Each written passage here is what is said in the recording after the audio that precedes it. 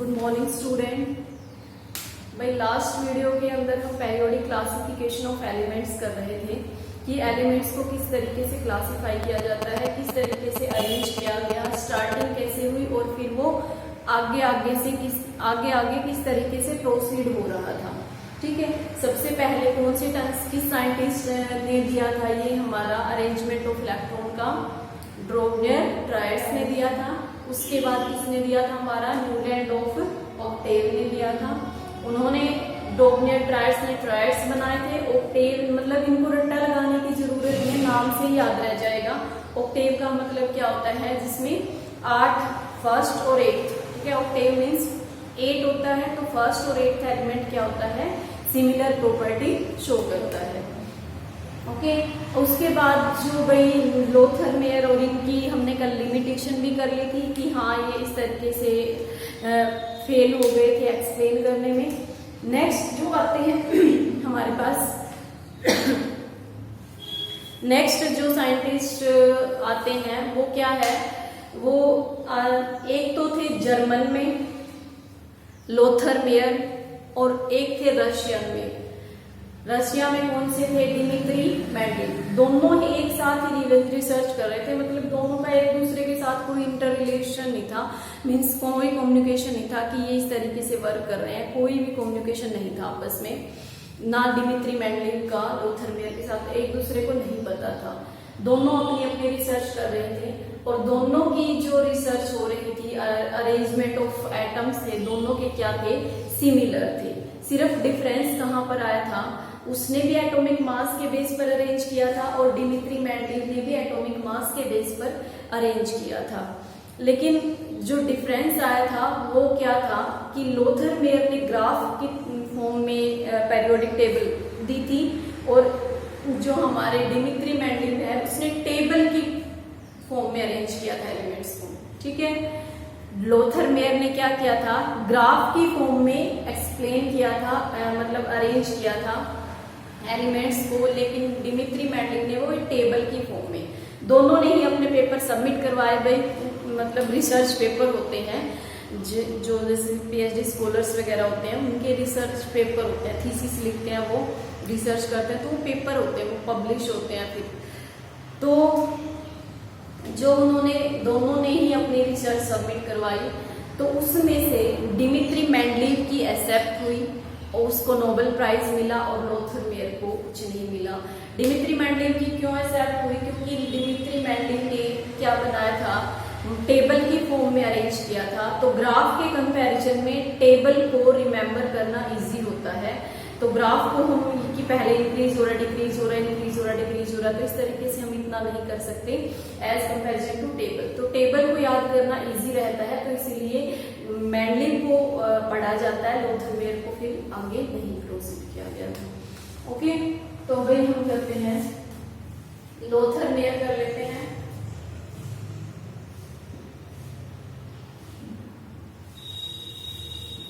ये जर्मन में थे, German scientist.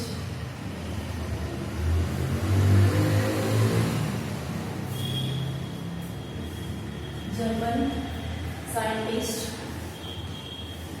Lothar Meyer arrange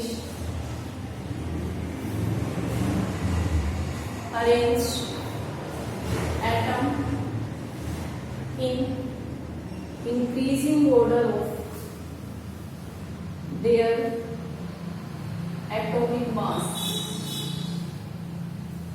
on graph। ठीक है, ग्राफ पर एक्सप्लेन किया था भाई, किस तरीके से उसने ग्राफ बनाया था। उसका ग्राफ कुछ इस तरीके से था। ठीक है, उसका ग्राफ ये बड़ा था। तो जो ये ग्राफ है इसका जो टॉप होता है, ग्राफ का टॉप क्या था? ये वाला था lithium, sodium, lithium sodium, lithium sodium. यहाँ पे लिथियम से शुरू नहीं होगा, सोडियम से शुरू होगा। सोडियम, पोटेशियम, उसके बाद क्या होता है हमारा?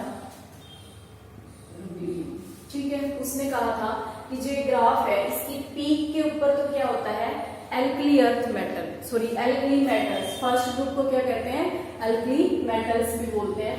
और जो ये वाला होता है अपवर्ड ऑफ पीक, पीक जिस तरफ इंक्रीज हो रही है, यहाँ पर क्या थी, हैलोजन, ठीक है, फ्लोरीन, क्लोरीन और ब्रोमीन, यहाँ पर थे हैलोजन।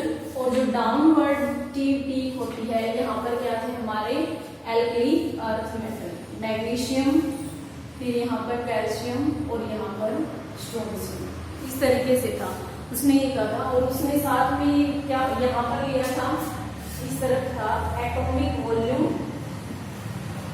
और इस तरफ था एटॉमिक मास, ठीक है। तो डिमित्री मेंडलीव और लोथर मेयर दोनों ने ही एटॉमिक मास को कंसीडर करके किया था कि जो प्रॉपर्टीज होती है वो क्या होती है, हमारे मास के बेस पर इंक्रीज होती है या फिर डिक्रीज होती है। तो ग्राफ की फॉर्म में रिप्रेजेंट किया था और उसने ये फर्स्ट पॉइंट में क्या लिखा था कि peak of graph represent alkali metals, ठीक है, peak of graph represent alkali metals, सारे की सारे एल्कली मेटल्स क्या होते हैं, पीक के ऊपर होती हैं। और अपवर्ड ऑफ पीक, पीक जिसमें ऊपर जाती है तो वहां पर क्या होते हैं, हैलोजन होते हैं, जो अब 17 ग्रुप है फिलहाल जो पीरियोडिक टेबल उसमें कौन सा ग्रुप है, वो 17। और डाउनवर्ड ऑफ पीक कौन सी होती है, हमारी एल्केलाइन अर्थ मेटल। ये 3 पॉइंट दिए थे उसने। और उसने साथ में क्या कहा था, भाई अब मैं ये रब कर रही हूँ, तीनों पॉइंट मैंने बता दिया, अब मैं उन पॉइंट्स को लिखती हूँ और उसके बाद एक पेरियोडिसिटी कि उसने क्या बोला था, ध्यान रहेगा। अपवर्ड में क्या है, फ्लोरीन, क्लोरीन, ब्रोमीन, डाउनवर्ड में क्या है, मैग्नीशियम, कैल्शियम और स्ट्रोंशियम, और पीक पे क्या है हमारे सोडियम, पोटेशियम और मतलब alkali metals. He says that properties of element repeated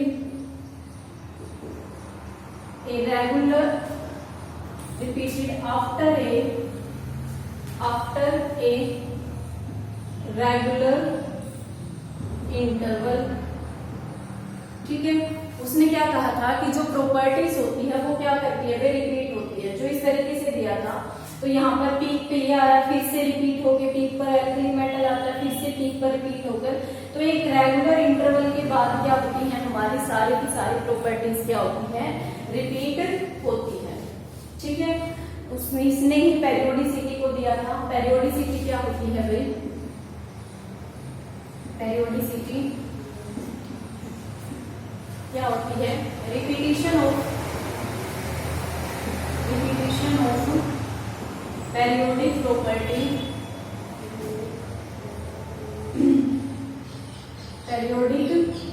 property, and increase और डिक्रीज, इंक्रीज भी हो सकती है वो, decrease along increase with atomic mass, means जैसे मास इंक्रीज हो रहा है तो मास के साथ वो इंक्रीज भी हो सकती है वो प्रॉपर्टी और डिक्रीज भी हो सकती है। लेकिन जो रिपीटिशन होता है पेरियोडिक प्रॉपर्टी का वो क्या होता है, एक रेगुलर इंटरवल में होता है, मीन्स एक इंटरवल है उसमें फिर से वही प्रॉपर्टी आएगी, फिर भी थोड़ा सा इंटरवल, फिर उसके बाद वो प्रॉपर्टी रिपीट होती रहती है। तो रिपीटिशन ऑफ प्रॉपर्टीज क्या होता है जो हम उसमें करते हैं। जो ये हमारी पेरियोडिक टेबल है वो एक सर्कल की फॉर्म में है, मीन्स हाइड्रोजन आता है, फिर हीलियम, फिर वापस लिथियम, फिर यहाँ पर लिथियम, बेरिलियम, बोरोन, कार्बन, फिर से रिपीट होके फिर इस तरीके से रिपीटिशन चलती है। तो जो हमारा फर्स्ट ग्रुप है उसके नीचे ऐसे आते हैं हाइड्रोजन, लिथियम, फिर यहाँ पर क्या होता है सोडियम। तो इसमें बीच में जो एलिमेंट्स आते हैं तो रिपीट हो रही है इनकी प्रॉपर्टी, इनकी सेम प्रॉपर्टी होती है, तब ये सेम ग्रुप में रखे हुए हैं। तो ये क्या होता है हमारा, इस रिपीटिशन को क्या कहते हैं, पेरियोडिसिटी बोलते हैं भाई। ओके, तो लोथर ने उसके बाद फर्स्ट पॉइंट क्या कहा था, peak of each curve represent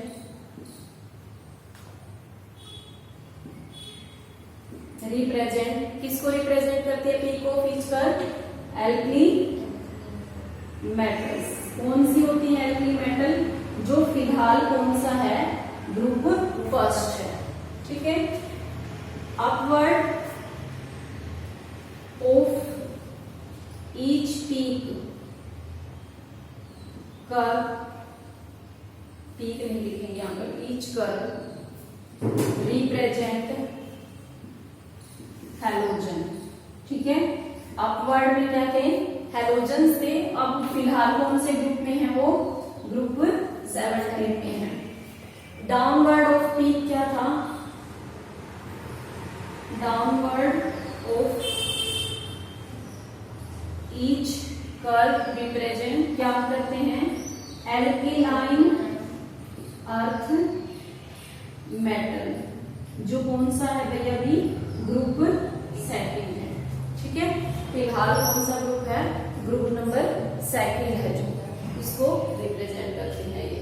तो लोथर में सिर्फ इतना ही पता था। उसके बाद जो हमारे आते हैं कौन से हैं? वो दिमित्री मेंडलिव। ये तो बेचारे रिजेक्ट ही हो गए थे। ये रिजेक्ट होने का रीजन सिर्फ यही था कि इन्होंने ग्राफ में दिया था और उसने टेबल में दिया था। तो ग्राफ के कंपैरिजन में टेबल को याद करना और उसको स्टडी करना इजी रहता है। ठीक है। ग्राफ को इतना इजीली स्टडी नहीं कर सकते। तो हमारे पास नेक्स्ट कौन से आते हैं? मेंडलिव। पेरियोडिक टेबल है ना। Mendeleev periodic table. इन्होंने क्या किया था भाई? इन्होंने 63 कार्ड्स लिए थे। एक मिनट,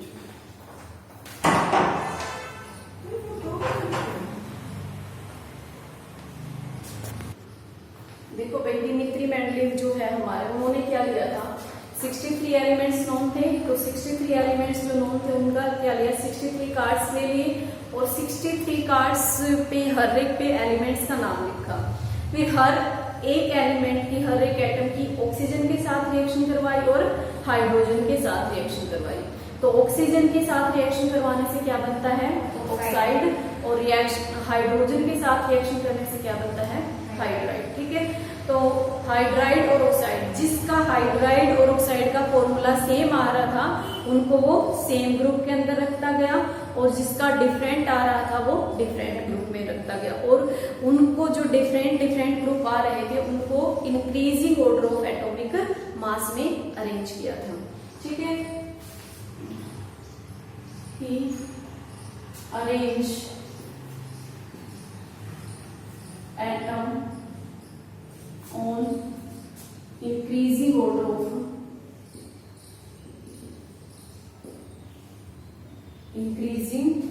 of atomic mass।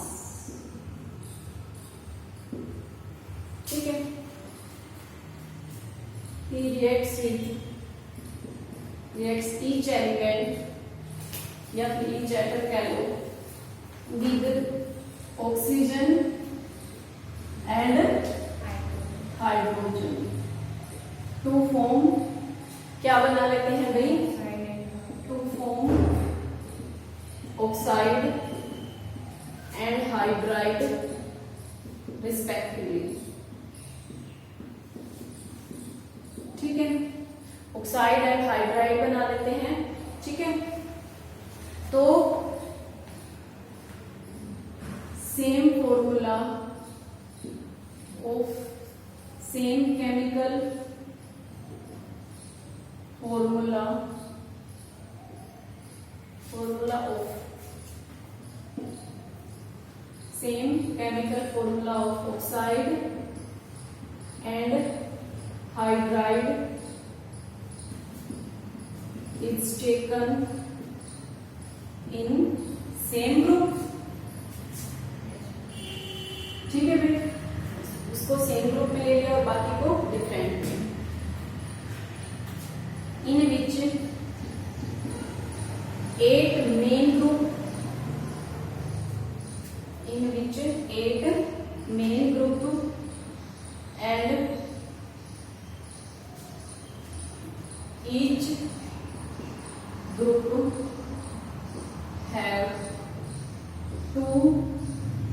सब ग्रुप, ठीक है, 2 सब ग्रुप।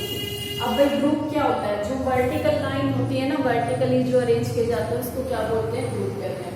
उसने 8 ग्रुप बनाए थे और हर एक जो ग्रुप था उसमें क्या थे, 2-2 सब ग्रुप थे, ठीक है। तो इस तरीके से अब हम देखते हैं कि एक वो जो ग्रुप थे वो कौन कौन से थे। एक मिनट, देखो भाई इस तरीके से इसने क्या बना दी थी, पेरियोडिक टेबल ली थी। 8 ग्रुप दिए थे, इसमें सॉरी 9 हो जाएंगे, ये बाद में दिया था, ये 0 ग्रुप हो जो दिया था इसको 0 ग्रुप नाम दिया था। 8 मेन ग्रुप थे, ठीक है, 8 क्या थे, मेन ग्रुप थे और ईच ग्रुप में क्या थे, सब ग्रुप।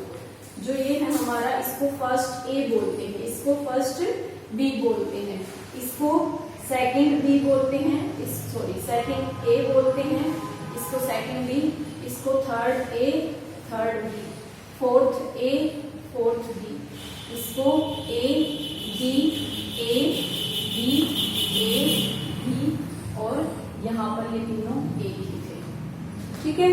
तो उसने क्या दिया था भाई, 8 ग्रुप और 8 ग्रुप में 2-2 सब ग्रुप थे। और फिर उसने क्या किया था, मतलब नोबेल गैस भी डिस्कवर हो रखी थी, तो नोबेल गैस को तो उसने कहीं पर रखा ही नहीं था, फिर उसने नोबेल गैस के लिए क्या दिया, अलग से 0 ग्रुप दिया। तो ये तो थी भाई मेंडले पेरियोडिक टेबल। अब इसकी मतलब एडवांटेज क्या है, मेंडले पेरियोडिक टेबल की एडवांटेज क्या थी, एडवांटेज ये थी कि मोस्टली जो एलिमेंट्स थे, जितने एलिमेंट्स डिस्कवर थे, सारे के सारे यहाँ पर अरेंज हो गए थे, है ना, सारे के सारे एलिमेंट्स क्या हो गए थे, अरेंज हो गए थे। फर्स्ट इसकी ये थी। सेकंड ये था कि जो एलिमेंट डिस्कवर हुए भी नहीं थे उनकी प्रॉपर्टीज को भी बता दिया था इसने, जैसे ये गैलियम और ये जर्मेनियम, ये एलिमेंट्स डिस्कवर भी नहीं हुए थे, फिर भी इनकी प्रॉपर्टीज को बता दिया था कि ये एलिमेंट इस ग्रुप के अंदर आएगा, इसका मास ये होगा, इसका मेल्टिंग पॉइंट ये होगा, बॉइलिंग पॉइंट ये होगा। और जब ये एलिमेंट डिस्कवर हुए बाद में, तो उनकी जो प्रॉपर्टीज थी, मेल्टिंग पॉइंट, बॉइलिंग पॉइंट, मास, एटॉमिक नंबर, वो एटॉमिक नंबर तो उस टाइम पर हुआ ही नहीं था, बात नहीं चली थी। तो मास, मेल्टिंग पॉइंट, फिजिकल पॉइंट, जो भी फिजिकल प्रॉपर्टीज थी वो, और केमिकल प्रॉपर्टीज मींस ऑक्साइड और हाइड्राइड, मेन रीजन तो ऑक्साइड और हाइड्राइड का ही था, वो क्या थे, वही फॉर्मूले इस बार आ रहे थे। ऑक्साइड डिस्कवरी नहीं हुई थी तो उसको क्या पता कि ऐसे, उसने ये दे दिया था कि क्योंकि उसने कहा था ऑक्साइड हो गया इसका, जो बोरोन है इसका जो ये ऑक्साइड आता है, हाइड्राइड होता है, इसका था MH3। तो उसने कहा कि जो ये एल्यूमिनियम है इसके नीचे जो एलिमेंट आएगा ना, उसका हाइड्राइड का फॉर्मूला MH3 होगा और ऑक्साइड का फॉर्मूला क्या होगा, M2O3। ऑक्साइड का फॉर्मूला भी दे दिया M2O3 और इसका हाइड्राइड का फॉर्मूला भी दे दिया। और फिर उसने यहाँ से वेरिएशन भी देखा कि हाँ भाई बोरोन इतना इंक्रीज हो रहा है मास, फिर यहाँ पर मास इतना इंक्रीज हो रहा है, तो उसने प्रोबेबिलिटी दी थी। और जो बाद में फिर डिस्कवर हुए गैलियम और जर्मेनियम, इनकी जो प्रॉपर्टीज बाद में फिर निकाली गई वो क्या थी, नियरली इक्वल थी, बिल्कुल इक्वल नहीं थी, मतलब कुछ पॉइंट्स का डिफरेंस था। तो ये इसका एक बेनिफिट था, एडवांटेज थी। इसको इसने नाम दिया था, ये अभी तो गैलियम है लेकिन इसने बोला था इक्का एल्यूमिनियम, और इसको बोला था इक्का सिलिकॉन, ठीक है, सिलिकॉन के बाद में आता है तो इस वजह से इक्का सिलिकॉन और इक्का एल्यूमिनियम, ठीक है। तो ये इसके बेनिफिट थे। और बेनिफिट क्या होंगे, ओके। तो भाई अब इसके लिखते हैं, जो एडवांटेज कह लो या फिर मेरिट्स कह लो वो लिखते हैं हम।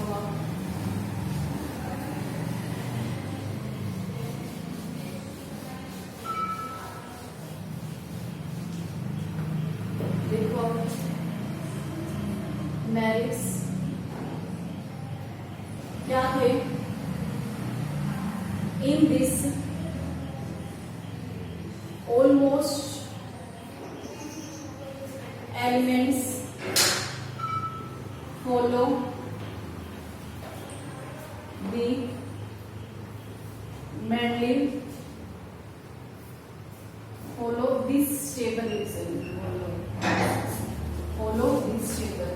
सेकंड क्या कहेंगे, in which those elements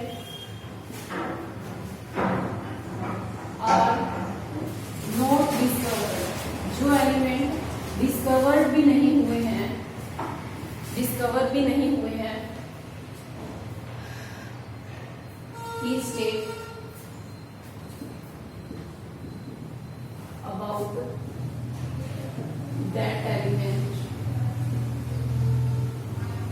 and its physical and chemical property. Physical and chemical properties.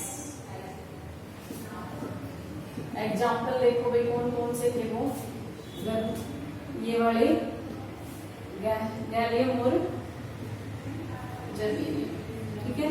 इसको इसने नाम दिया था इक्का एल्यूमिनियम, और ये था इक्का सिलिकॉन, ठीक है। तो ये क्या था, इसका मेरिट्स, ओके। उसके बाद डीमेरिट्स में क्या आएगा, अब इसने आइसोटोप आइसोबार के बारे में कोई एक्सप्लेनेशन नहीं दी थी, वो हम नेक्स्ट वीडियो के अंदर करेंगे। तो यहाँ पर ये मैंडलीव की पीरियोडिक टेबल की मैंडलीव की लिमिटेशन करेंगे, और उसके बाद जो हमारी अब हम मॉडर्न पीरियोडिक टेबल पढ़ रहे हैं जिसमें 18 ग्रुप है, 7 पीरियड है, वो वाली पढ़ेंगे। लास्ट है ये पीरियोडिक क्लासिफिकेशन का, उसके बाद ये फिर जो कंप्लीट हो जाएगा, ना छोटा सा ही चैप्टर है ये। तो भाई ये मेरिट्स है मैंडलीव पीरियड। आज हमने इस वीडियो के अंदर क्या क्या किया है, लोथर मेयर किया है और डिमित्री मेंडलीव किया है, ठीक है। डिमित्री मेंडलीव की लिमिटेशन की एडवांटेज की है, और उसने क्या क्या किस किस तरीके से अरेंज किया था। दोनों ने ही सेम स्टडी की थी, दोनों ने ही सेम एलिमेंट्स के बारे में बताया था, लेकिन जो डिमित्री मेंडलीव है उसने सारा का सारा जो रिसर्च है वो पीरियोडिक मतलब टेबल की फॉर्म में दे दिया, और उसने ग्राफ की फॉर्म में दे दिया। सो इस वजह से लोथर में रिजेक्ट हो गया और जो मेंडलीव है वो एक्सेप्ट हो गया है। अगर इसमें किसी भी बच्चे को कोई डाउट हो, हम बिल्कुल थोड़ा थोड़ा कर रहे हैं भाई, ज्यादा नहीं कर रहे हैं, तो अपने नोटबुक को साथ साथ में मेंटेन करो, और अच्छे से जो भी क्वेश्चंस मैं भेज भी रही हूँ और क्वेश्चंस नहीं होते हैं, कोई भी डाउट हो उस टॉपिक में, चाहे कहीं से भी एनसीईआरटी हो, प्रदीप चाहे कहीं से भी हो, कोई भी डाउट हो तो अपना कमेंट बॉक्स में या फिर वैसे भेज दिया, ठीक है। तो थोड़ा थोड़ा हर एक चैप्टर को कवर करो साथ साथ में।